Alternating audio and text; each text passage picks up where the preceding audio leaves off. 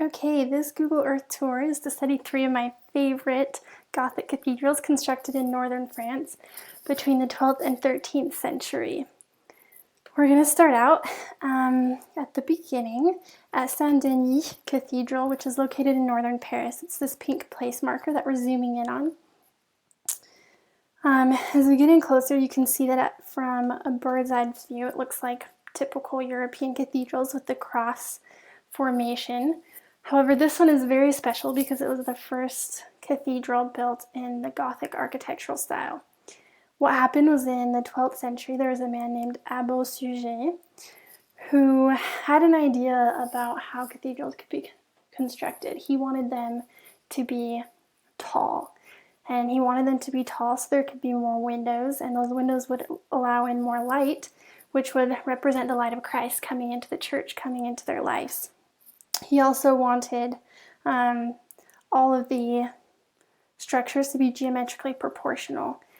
And lastly, he wanted there to be decorations all over the exterior and interior, just so that the cathedrals would be very ornate as a symbol of deity. So that was the first Gothic cathedral. It's not as well known because it's one of the smaller Gothic cathedrals. So we're going to start by going to Notre Dame de Paris, which is located on the Seine River in Paris. It is a beautiful cathedral, definitely worth visiting. There's a video about it right here and some more information if you're interested reading. So right here we have Notre Dame de Paris, which is one of the most well-known Gothic cathedrals. We are going to go ahead and plop down right in front of it to give you a good view of the facade. We'll just turn this around really fast. There you are. This is Notre Dame Cathedral. You can see that it's Gothic and the gargoyles coming off the towers, the ornate sculptures of different priests and religious leaders. Definitely an icon of French culture. And as we zoom back out, I want you to notice the yellow boundary that I've made. So this yellow boundary is here to symbolize what a French diocese would have been like back in the 12th and 13th century. And a diocese is just an area ruled by the bishop. And the bishop is usually in the cathedrals, and that's why each diocese is centered around a cathedral, such as the Cathedral of Notre Dame. And then within each diocese, there's several parishes, which are governed by priests. So this is just an example of what that could have been like, the boundaries of a diocese back in medieval times.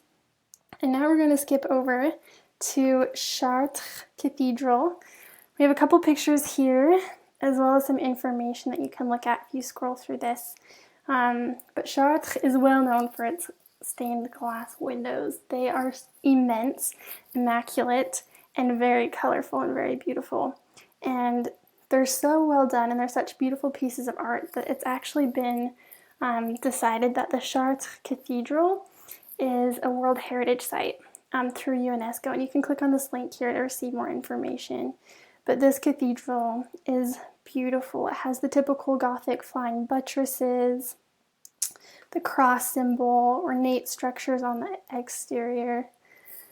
And we're going to finish with the tallest Gothic cathedral. Remember, Abbé Suger wanted the cathedrals to be tall, and the tallest one is located in Amiens, which is in northern France in the region of Picardy. I've overlaid a map on top of the Google Earth image to kind of give you an idea of what else there is to see in Amiens if you're interested in visiting. The red square on the right-hand corner is the train station, and then the blue place marker is the cathedral. So it's actually a pretty decent walking distance if you're ever in Amiens and wanted to stop by. We're going to pull up a picture of the cathedral for you. While it doesn't look as tall in this picture as it is in real life, it truly is just an immense building that soars over all the rest as a symbol of the power of Christ. And there's so much light that is allowed into this building due to this. Unfortunately, because it is so tall, it's having a hard time staying standing now. They've had to add a lot of metal bars and other structures in order to keep this magnificent piece of art. standing for people to still visit today. So those are our 3 Gothic architectures based off of the ideologies of Abbo Suger. I hope you've enjoyed. Thanks.